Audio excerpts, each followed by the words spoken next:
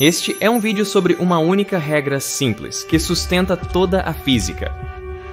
Todo princípio, desde a mecânica clássica até o eletromagnetismo, da teoria quântica à relatividade geral, até os constituintes finais da matéria, as partículas fundamentais.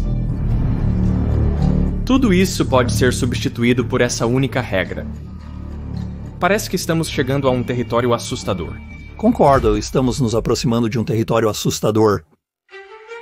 Isso pode explicar o comportamento da vida em si. Acho que estou preso em uma mentalidade clássica onde, para mim, a imagem local, a maneira de pensar na equação diferencial sobre o universo é o que realmente acontece. Mas temo que eu esteja entendendo exatamente ao contrário. E tudo começa com um problema simples. Se você quer deslizar uma massa do ponto A para o ponto B, qual forma de rampa fará isso mais rápido? Isso é conhecido como o problema da descida mais rápida. O senso comum diz para pegar o caminho mais curto. Linha reta. De A para B. Mas, se você inclinar um pouco a rampa no início, a massa acelera para uma velocidade maior mais cedo. Então, mesmo que percorra um pouco mais, ele viaja mais rápido e vence a rampa reta. Então a questão é, que forma proporciona o equilíbrio perfeito entre a aceleração e comprimento do caminho para minimizar o tempo de viagem? De acordo com Galileu, era o arco de um círculo. Ele mostrou que isso é mais rápido do que qualquer polígono. Mas é o mais rápido? Quase 60 anos depois, em junho de 1696, Johann Bernoulli propôs este problema como um desafio aos melhores matemáticos do mundo. Principalmente porque ele é um grande exibido e quer mostrar que é melhor do que todos. Ele deu a todos 6 meses para apresentar soluções, mas nenhuma foi enviada. Gottfried Leibniz, amigo de Bernoulli, o convenceu a estender o prazo para dar chance aos estrangeiros. Acredito que Newton era o alvo pretendido, pois todos o consideravam o melhor. E assim, Johann gostaria de mostrar que era melhor que Newton. Ele já não era mais um matemático ou físico realmente ativo. Ele trabalhava como guarda da Casa da Moeda, em um alto cargo governamental. Em 29 de janeiro de 1697, após um longo dia de trabalho, Newton encontrou o desafio de Bernoulli em sua correspondência. Irritado, ele escreveu: "Eu não gosto de ser importunado e provocado por estrangeiros sobre coisas matemáticas." Mas o problema era muito tentador. Então Newton passou o resto do dia e da noite nisso, e até às 4 da manhã ele encontrou uma solução, algo que Bernoulli levou 2 semanas. Newton enviou sua solução para o periódico Transações Filosóficas. Ele enviou sua solução para lá, mas não a assinou. E Johann Bernoulli, após ver a solução, teria dito: "Eu reconheço o leão pela sua garra, sabe que, ok, você não precisa assinar, Newton. Eu posso dizer quem você é, ninguém mais daria uma solução assim." E enquanto no geral Newton dominou Bernoulli, neste caso a solução de Bernoulli realmente ofuscou a de Newton. Entendo porque Johann Bernoulli quis desafiar a todos, pois ele chegou a uma solução realmente criativa, inteligente e bela. Para isso, ele se inspirou em um problema enfrentado por filósofos antigos. Como a luz viaja de um lugar para outro? Isso foi contemplado por Herói de Alexandria no 1º século depois de Cristo. Ele percebeu que, em um único meio, como o ar, a luz sempre segue o caminho mais curto. Uma consequência é que quando a luz reflete, digamos, em um lago, o ângulo de incidência é sempre igual ao ângulo de reflexão. Qualquer outro caminho entre a origem e o destino seria mais longo. Mas quando a luz passa de um meio para outro, como do ar para a água, ela se curva de uma maneira peculiar. Ela refrata e não segue o caminho mais curto. Se você já deixou cair algo no fundo de uma piscina e procurou por isso através da água, se você colocar sua mão lá, não é necessariamente onde você pensa que está, porque a luz se desviou da superfície plana. Então, qual é o princípio orientador aqui? Bem, ao longo dos próximos 1600 anos, as pessoas lentamente descobriram que o seno do ângulo de incidência, dividido pelo seno do ângulo de refração, é igual a uma constante, n, que depende da natureza dos dois meios. Isso ficou conhecido como a lei de Snell. Mas ninguém sabia por que isso funcionava. Isto é, até 1657. Neste ponto entra em nossa história outro grande matemático, Pierre de Fermat. Durante o dia, ele era um juiz, mas à noite voltava para casa, passava um tempo com a família e então se dedicava ao que realmente amava, trabalhar em matemática por diversão. Ele trabalhava principalmente com matemática pura, mas em um determinado momento ele se interessou pela questão: por que a luz obedece a este princípio da refração? E ele pensou que talvez Herói de Alexandria estivesse no caminho certo, mas não é a distância que está sendo minimizada, mas sim o tempo. Mas confirmar se isso se aplicava à refração seria difícil. Ele teria que calcular todos os possíveis caminhos que a luz poderia tomar, variando o ponto onde ela intercepta a fronteira e calcular o tempo para cada um, e então mostrar que a luz toma o caminho para o qual o tempo total de viagem é o menor. Ele não sabe como resolver isso, e ele se preocupa que vai ficar complicado, mesmo que ele pudesse resolver, então ele não vai fazer isso. Acredito que seja porque ele não tinha muito interesse em física, mas enfim, os anos passam, ele se interessa por isso 5 anos depois e tenta resolver, e então ele resolve, e ele mostra que a lei de Snell realmente surge como o caminho minimizador para a luz, você sabe, sob essas condições de passar de um meio com uma velocidade de luz para outro com outra. E essa constante n, bem, ela é apenas igual à velocidade da luz no primeiro meio dividida pela velocidade da luz no segundo meio, o que nos permite reescrever a lei de Snell assim. E ele diz isso, eu só quero ler para você uma pequena citação porque eu adoro. Ele diz que este é o cálculo mais extraordinário, o mais imprevisto e o mais feliz de sua vida. Viu? É bom fazer física. Se você usar esse princípio do menor tempo, pode explicar tudo o que se sabia sobre luz na época de Fermat. É a primeira vez, pelo que eu sei, que alguém mostra que a natureza obedece a um princípio de otimização, que a natureza faz a melhor coisa possível.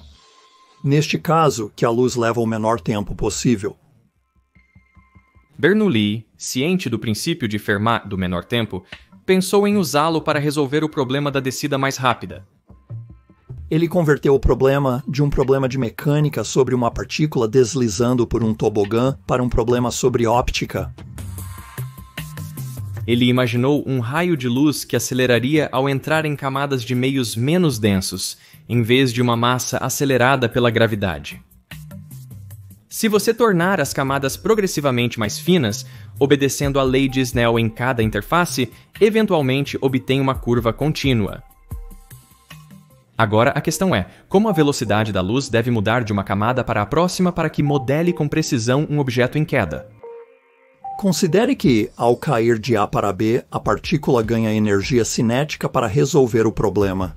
Desliza pela calha em velocidade crescente. E está convertendo a perda de energia potencial nessa energia cinética.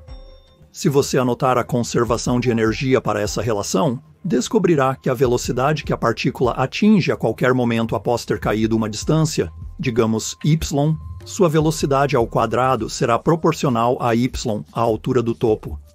Então a velocidade é como a raiz quadrada de y. E isso seria como dizer, imagine a luz se movendo de uma maneira onde, em vez de uma velocidade constante da luz, a velocidade da luz é proporcional à distância do topo. Vamos focar em uma única interface. Inserindo nossa expressão para a velocidade da luz em cada camada na lei de Snell, descobrimos que o seno do primeiro ângulo dividido pela raiz quadrada de y para a primeira camada é igual ao seno do segundo ângulo dividido pela raiz quadrada de y para a segunda camada. A lei de Snell também se aplica para a próxima camada. E lá o ângulo de entrada é simplesmente θ2. Isso também equivale ao seno do terceiro ângulo dividido pela raiz quadrada de y3. O mesmo vale para as próximas camadas, sucessivamente. Em suma, essa razão deve equivaler a uma constante, denominada k. E essa equação, conta a história, Bernoulli reconheceu imediatamente como a equação de um cicloide. Esse é o caminho traçado por um ponto fixado na borda de uma roda em movimento. Isso também é conhecido como curva braquistócrona, do grego para o menor tempo. Então a solução surpreendente é que a maneira mais rápida de ir de A para B é seguir um arco de uma cicloide, não um círculo, né? Uma forma chamada cicloide. Essa curva também possui outra propriedade surpreendente. Não importa de onde eu solte a massa, ela sempre chega ao fim ao mesmo tempo. Por essa razão também é conhecida como curva tautócrona, do grego para mesmo tempo. Ao encontrar essa solução, Bernoulli escreveu: desta forma, resolvi de uma só vez dois problemas importantes, um óptico e um mecânico, e consegui mais do que exigia dos outros. Mostrei que os dois problemas retirados de campos totalmente diferentes da matemática têm o mesmo caráter. Bernoulli mal sabia, mas estava prestes a descobrir algo muito maior. 40 anos depois, Pierre-Louis de Maupertuis, aluno de Fermat, também estudou o comportamento da luz e das partículas. Ele observou que, em algumas situações, ambos agem de forma bem parecida. Isso o fez pensar, e se o princípio do menor tempo de Fermat não fosse o mais fundamental? Ou seja, por que a natureza se importaria em minimizar o tempo? Talvez exista uma quantidade mais fundamental sendo minimizada, uma que não governa apenas a luz, mas também as partículas. Na década de 1740, ele propôs uma nova quantidade, denominada ação. É a massa vezes a velocidade vezes a distância. O raciocínio dele foi algo assim: quanto mais longe algo viaja, maior é a ação. Quanto mais rápido vai, maior é a ação. Para partículas, quanto maior a massa, maior a ação. Se houver vários segmentos na jornada, então a ação total é apenas a soma da massa vezes a velocidade vezes a distância para cada segmento. Para ver o princípio em ação, aqui está um exemplo super simples, sem atrito ou perdas. Imagine uma bola de meio quilo sendo rolada pelo chão por 6 metros a 3 metros por segundo. Então isso seria 9 unidades de ação. Se a bola então quica e percorre mais 6 metros a 3 metros por segundo, então a ação para a viagem inteira é 9 mais 9, ou 18 unidades de ação. Agora, o que Maupertuis afirmou é que, de todas as trajetórias possíveis onde a bola quica na parede, o caminho que ela seguirá é o que minimiza a ação. Em 1744, ele escreveu: esta ação é o verdadeiro gasto da natureza, que ela consegue tornar o menor possível. Então, qual foi a resposta para a ideia revolucionária de Maupertuis? Ele foi atacado e ridicularizado. Seu amigo de longa data, o físico Samuel Koenig, alegou que seu princípio está errado e que ele o roubou de Leibniz. Voltaire, que era um amigo próximo de Maupertuis, acusou-o de plágio, física ruim, estupidez e praticamente qualquer outra coisa que pudesse imaginar. Ele até escreveu um panfleto de 32 páginas só para zombar de Maupertuis. Isso pode ter sido em parte devido a rumores de que a amante de Voltaire teve um caso com Maupertuis. Mas nem todos o atacaram. Alguns apenas o ignoraram. Maupertuis, estudei muito matemática e física. Acho que é a primeira vez que ouço alguém pronunciar esse nome. Ele não é muito mencionado. Tudo isso foi extremamente estressante para Maupertuis, que estava perto do fim da vida e acreditava que seria lembrado principalmente pelo princípio da menor ação. Essa seria sua herança. Mas agora ele era atacado, zombado, ridicularizado e ignorado. Infelizmente, esse tratamento era pelo menos um pouco justificado, porque Maupertuis chegou ao seu princípio meio que do nada. Não havia uma razão óbvia para a natureza se importar com massa vezes velocidade vezes distância. Ou ainda menos, porque essa quantidade deveria ser minimizada. E, matematicamente, o princípio da menor ação também não era rigoroso. Mas havia um homem que o defendia veementemente. E esse homem era Leonhard Euler. Euler começou substituindo a soma por uma integral.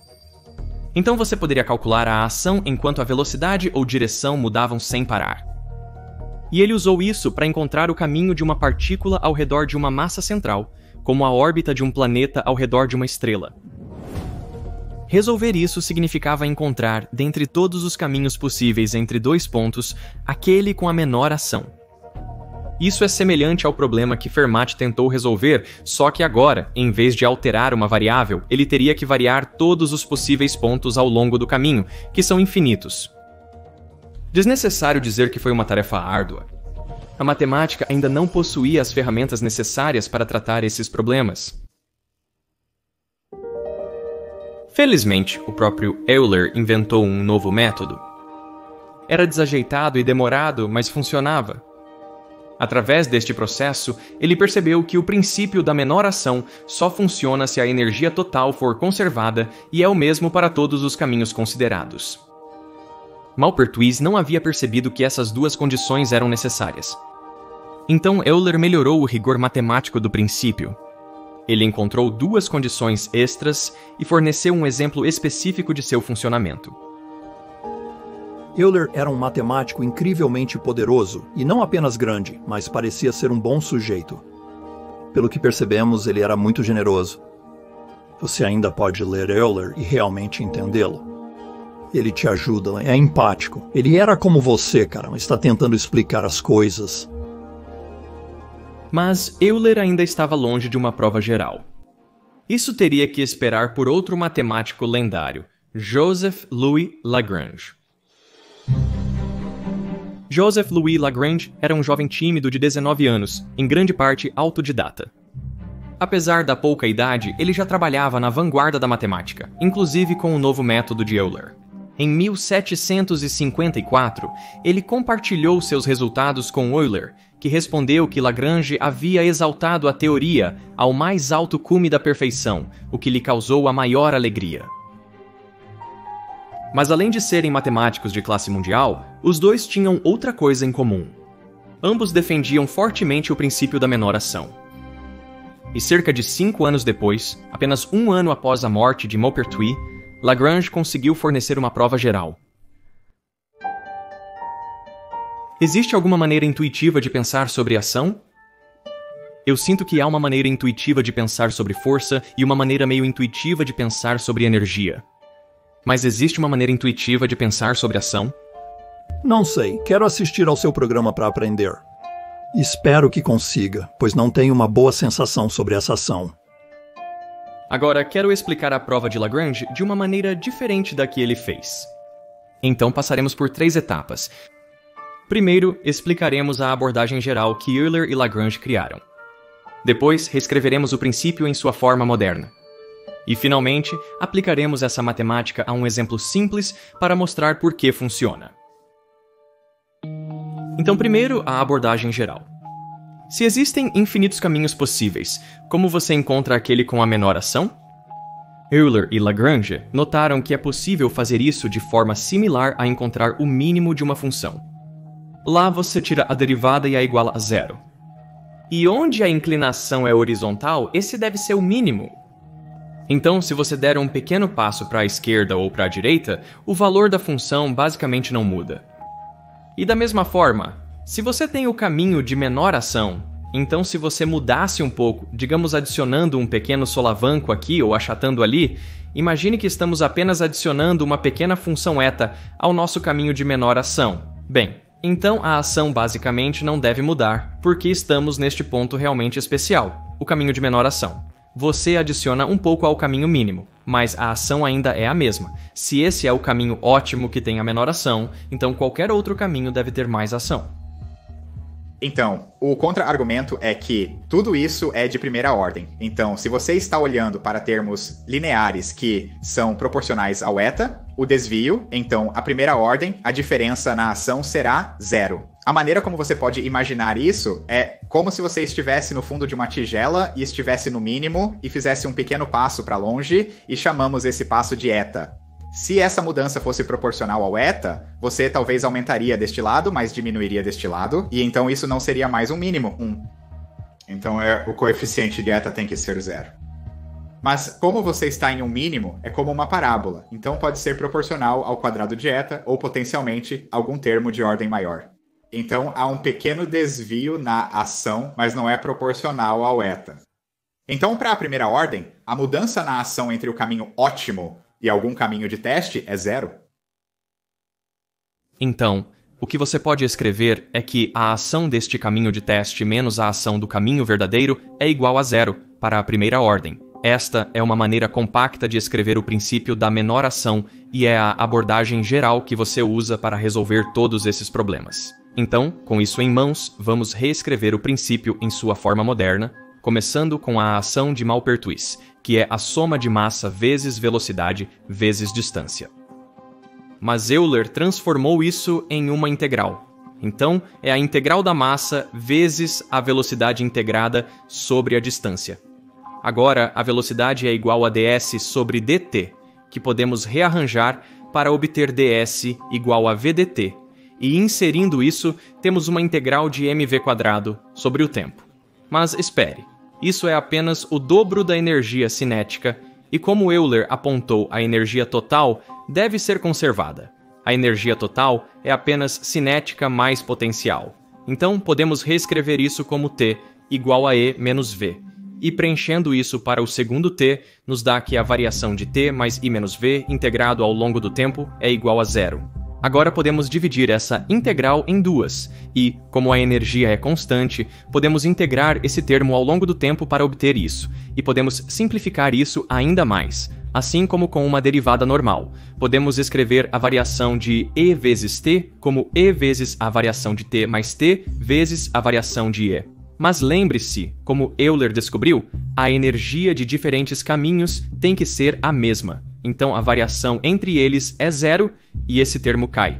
Se rearranjarmos isso assim, então descobrimos que a variação dessa integral é igual a menos a energia vezes a variação do tempo. Isso se parece muito com algum outro princípio de minimização, se apenas isso fosse igual a 0. Bem, podemos fazer isso ser 0 considerando apenas caminhos que têm o mesmo tempo de viagem. Se você fizer isso, então não há mais nenhuma variação no tempo e esse termo cai.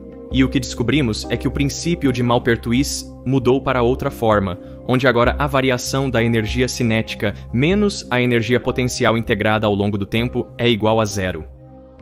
T menos V, energia cinética menos energia potencial, e então você integra isso ao longo de um caminho que você está percorrendo de A para B, e então integra isso em relação ao tempo. É tudo muito estranho, e ainda assim acaba sendo a coisa correta a integrar. Agora isso é um pouco estranho.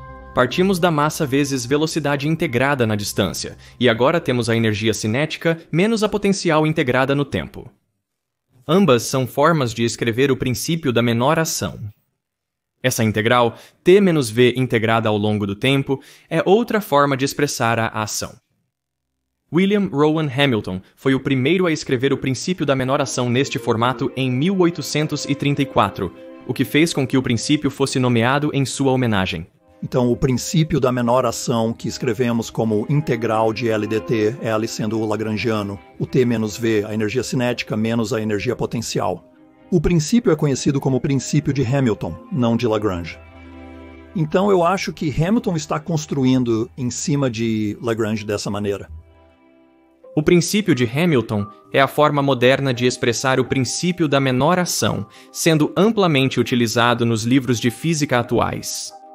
Em parte, isso se deve ao fato de que o princípio de Hamilton diz como os objetos se movem de um lugar para outro, em vez de apenas dar a forma do caminho. Outras duas diferenças cruciais entre os princípios são: a ação agora é uma integral ao longo do tempo em vez de espaço, e, consequentemente, com o princípio de Hamilton, é necessário um ponto de início e fim, além de um tempo de início e fim. O terceiro é que, com o princípio de Maupertuis, a energia de diferentes caminhos deve ser a mesma, mas o tempo pode variar. Já com o princípio de Hamilton, as energias podem diferir, mas o tempo entre os caminhos tem que ser igual. Agora, temos nossa abordagem geral e a maneira moderna de escrever o princípio. Então, vamos aplicá-lo a um exemplo simples para ver por que funciona. Vamos dizer que eu jogue essa bola para cima no ar. Então ela vai de um ponto inicial para, digamos, um ponto final diferente em uma certa quantidade de tempo. Agora, se chamarmos a altura da bola de y de t, então podemos plotar esses dois pontos assim. podemos imaginar infinitas trajetórias possíveis conectando esses dois pontos. Algumas vão um pouco mais alto, outras mais baixo, algumas têm oscilações, outras não. A única condição é que todos os caminhos devem ter o mesmo ponto de partida e de chegada e o mesmo tempo decorrido entre eles. Para encontrar a trajetória real, procedemos como antes. Imaginamos que este é o verdadeiro caminho, y de t, o que tem a menor ação, e então imaginamos fazer pequenas variações nele empurrando um pouco para cima aqui, um pouco para baixo ali, e assim por diante, fazendo pequenas mudanças a cada passo de tempo que chamaremos de eta de t. Então, quando você soma y e eta, você obtém este novo caminho de teste. Vamos chamá-lo de q de t. E como as variações são pequenas, a diferença de ação entre esses dois caminhos é zero. Nossa próxima tarefa é resolver esta equação. Então, calculamos a ação para cada caminho. Para isso, precisamos das energias cinética e potencial para cada uma, escritas em função de y e eta. Inserindo isso, você obtém que a diferença nas ações é igual a isso. Mas espere, essa primeira integral é apenas a ação do caminho verdadeiro. Então essas integrais se cancelam e o que sobra é apenas isso. M vezes dL sobre dt vezes d eta sobre dt menos eta vezes a derivada do potencial integrada ao longo do tempo é igual a zero. Podemos reescrever isso ainda mais usando a integração por partes. Isso nos permite substituir este termo por este. E se inserirmos isso, agora temos alguma função que, quando multiplicada por eta e integrada ao longo do tempo, tem que ser igual a zero. Mas, como eta pode ser praticamente qualquer coisa, isso só pode ser verdade se esta parte for zero. Então, o que descobrimos é que a ação é mínima para o caminho que satisfaz essa curiosa equação diferencial. Agora, pode parecer complicado, mas não é. Menos a derivada do potencial é apenas a força. E a segunda derivada da altura, bem, isso é apenas aceleração. Então, se rearranjarmos isso, descobrimos que o caminho que satisfaz o princípio da menor ação é aquele que obedece F igual a ma. Em outras palavras, o princípio da menor ação é equivalente à segunda lei de Newton. Mas ele abrange mais do que apenas a mecânica. O princípio do menor tempo de Fermat é um caso especial do princípio da menor ação. Então, com este único princípio, você poderia de repente descrever tudo, desde a luz refletindo e refratando, até o balanço de um relógio de pêndulo, até planetas orbitando o Sol e estrelas orbitando o núcleo da galáxia. O que costumava ser visto como campos totalmente separados da física, agora estavam todos unificados sob uma única regra simples. A variação da ação é zero. Depois que Euler descobriu a prova de Lagrange, ele o escreveu. Quão satisfeito não estaria o Sr. Maupertuis, se ainda estivesse vivo, se pudesse ver seu princípio de menor ação aplicado ao mais alto grau de dignidade ao qual é suscetível.